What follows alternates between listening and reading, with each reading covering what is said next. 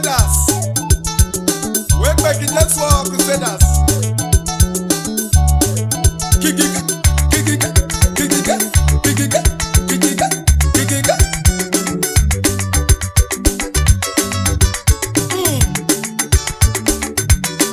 Heavenly song, no gigu.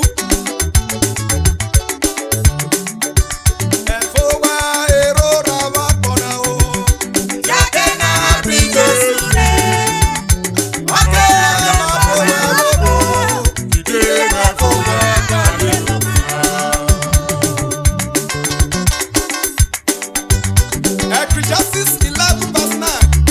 Young man, it is wonderful to be young. Do everything you want to do. Take it all in. But remember that you must give an account to God for everything you do.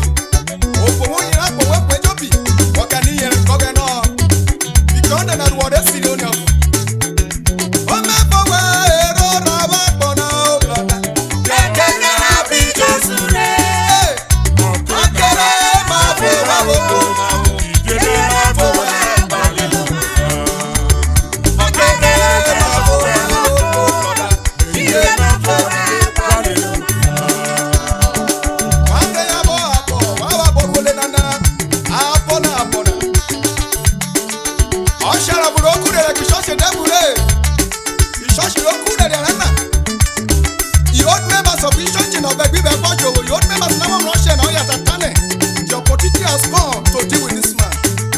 Go pretend and see the Holy Spirit has come upon him. Oh yeah, baby, receive the miracle. Receive the miracle. In the miracle you must receive today. Jokele, don't play new Komatinara. Jokele, don't marablola. Don't want to buy on him. Oh yeah, baby, receive the miracle. Receive the miracle. In the miracle you must receive.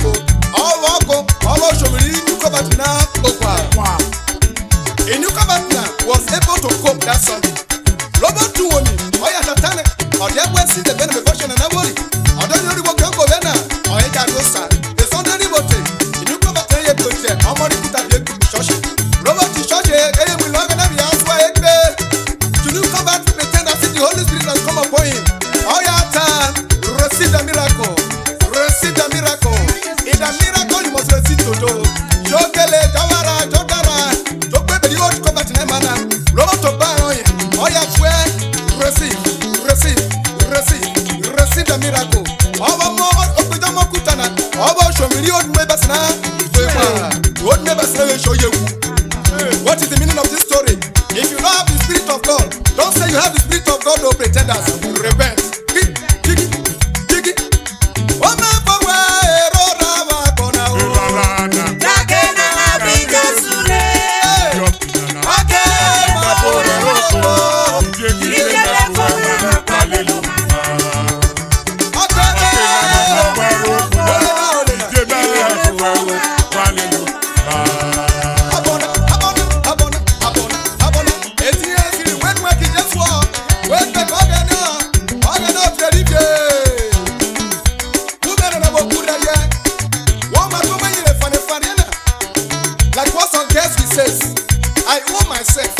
I can use myself to look for money. You will give account of yourself to God.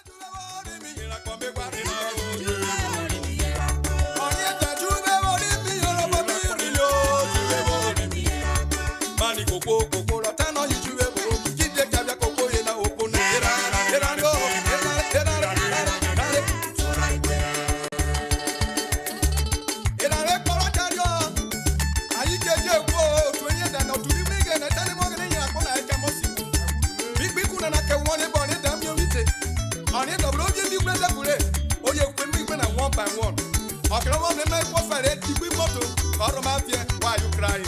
Or do we say more than kill a horse?